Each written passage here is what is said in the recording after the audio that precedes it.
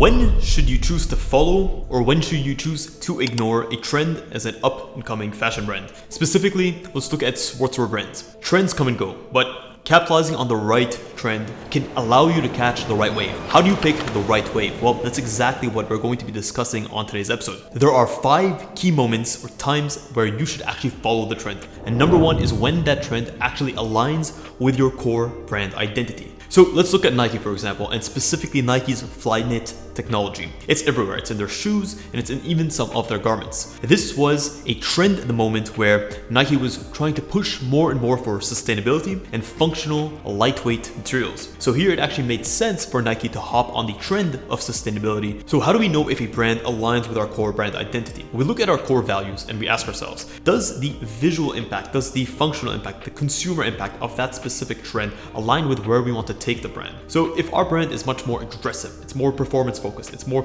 grungy, then perhaps a more eco-conscious, a more eco-friendly approach may not make sense within an authentic frame of reference for our brand, and we may have to approach it in a slightly different way. Number 2, you follow a trend when there is enough market demand. Let's look at the example of Adidas here, specifically with their Adidas Ultra Boost shoe, which in the mid 2010s, in the early 2010s actually took over. This was simply because of the growth of the athleisure market and niche at that time, where consumers were looking for high performance products, even in their shoes, that at the same time were stylish, were simple, were easy to wear, were comfortable. That blend of athletics and leisure led to the rise of athleisure, and the Adidas Ultra Boost was the perfect example of that. This was Adidas offering the shoe that catered to that specific growing market. And for them, it made sense to invest the research and development, the marketing, the consumer or the focus from the brand into that actual direction because there was enough market demand to justify it.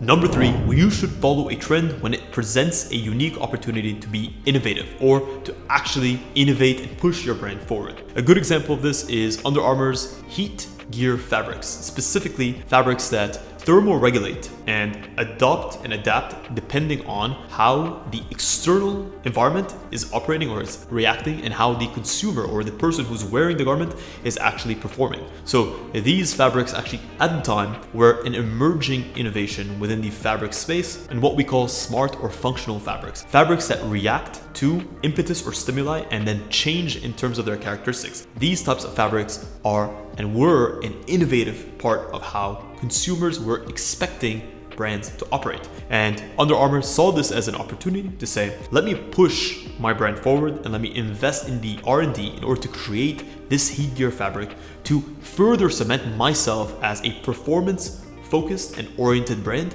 and set myself apart from the competition and be able to offer my customers something that they can't. So in this case, one must follow and choose to follow this trend when it opens up the door to be innovative. When now there is a valid reason, there's market demand, there's brand alignment in order to be innovative. Number 4, you should choose to follow a trend when it gives you a competitive advantage. In the fashion space, the trends are consistently changing. So you must be able to analyze which trend is there to give you a competitive advantage to continue to compete with your direct competitors and to stand above the crowd and to stand apart from your competition. A good example of this is in the early 2000s, there was a growing trend in the yoga space. Yoga became much more popular, studios were opening up left and right, and yoga as a general practice of health and wellness was becoming part of the regular daily practice. Lulu saw this and sought to maintain a competitive advantage against its competition, where it showed or it saw that there was interest from other brands in the yoga space and decided to move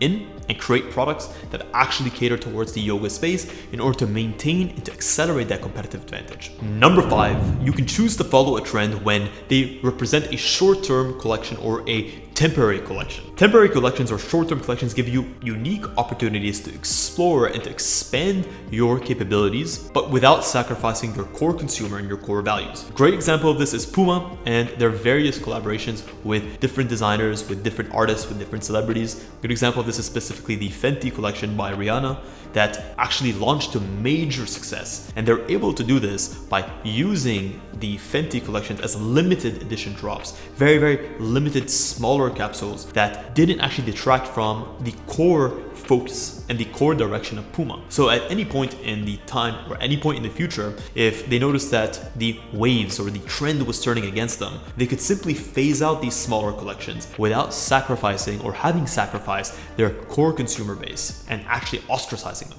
So all of this is to say that trends can be strategically capitalized on by using smaller collections that don't have a huge impact, but that can actually bring in big revenue into the business. And these smaller collections can be updated season on season, depending on how trends are changing and where consumers are heading. Now let's look at when to ignore a trend. The number one way is when there is a strong mismatch between your brand identity, your core values as a brand, and where the market is heading. Great example of this would be Patagonia. Patagonia has consistently been well known for high quality, efficient, eco-conscious, premium product. So they didn't choose to follow the trend of fast fashion, of affordable fashion. They chose to stick to their guns to maintain their high product, their high fabric, their high trim standards without following suit and potentially making more money in the short term because they were actually incorporating cheaper production methods, cheaper and less sustainable fabrics in order to up their revenue or up their margin and make more money per unit sold.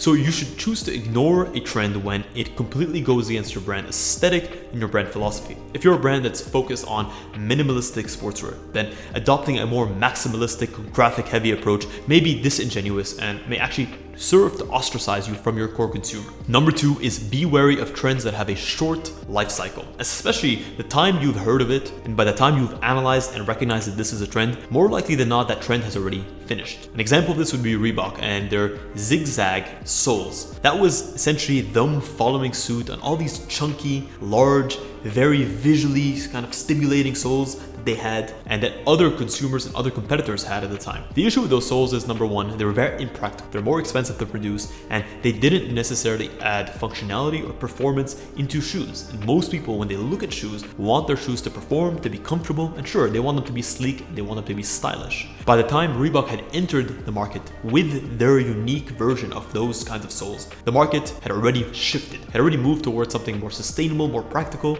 Ultimately, they were caught high and dry with their shoes. So this is to say that it's essential to be wary of trends and to always analyze, is this trend something that is going to just come and go, and by the time I enter the market and I invest heavily into this trend, I may be left with more inventory than I need. Number three, you should not follow a trend when it forces you to compromise the quality and the performance of your core product offering. If you look at the mid 2000s and the early 2010s, there was a trend towards barefoot running. Vibram and a ton of other companies were offering barefoot running shoes, and I'm sure you've seen them before. The challenge here is that though those shoes may have made sense for Vibram that was focused on that specific niche of the industry, for many brands that were offering these types of products, it didn't make sense with their core product offering. And if a brand was well known, such as ASICS, for a high quality cushioned shoe, then offering a very minimalistic, very bare bones, barefoot running shoe just wouldn't make sense and would compromise on the quality and the performance of the shoes that they were offering that consumers knew them for. If you were an ASICS customer, you weren't going to ASICS for a barefoot running experience. So by choosing to stay away from that barefoot sort of running trend, they chose to stick to their guns that say, my core consumer expects a specific performance and quality from me that I'm unwilling to compromise on by offering this type of product, even though it may be in demand. Number four, you avoid a trend when it dilutes your brand and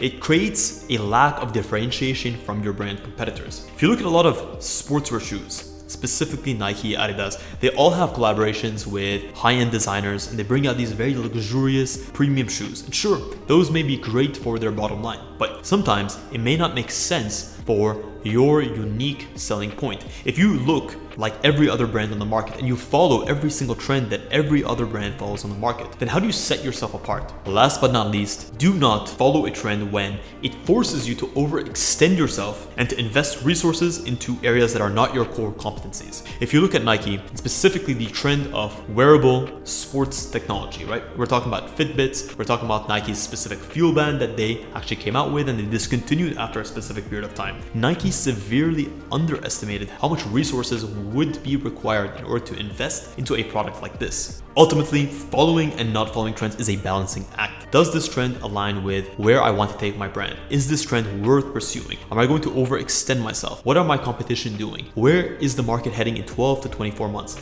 This is why it's so essential to consistently have a understanding of where the fashion space is heading, invest into fashion forecasting resources, look at consulting, look at actually getting the actionable insights that you need in order to make educated decisions so that when a trend that you should go after arrives, that you're ready to ride that wave. And when it doesn't, well, you can just ignore it and wait for the next one. Guys, if you enjoyed this episode, please consider smashing a massive thumbs up. Also, if you want to speak to me one-on-one and you're looking at how you can capitalize on the next big trend and what trend you should go after so you can maximize revenue and you can make your brand more and more relevant, well, I do offer one-on-one consultation calls every single week. I have limited slots, but if you are and would like to hop on that call, I do have the link in the description, so look into it when you can. And I say this from the very bottom of my heart. Thank you so much for tuning into this episode of Fittdesign TV. Until next week's episode, stay awesome.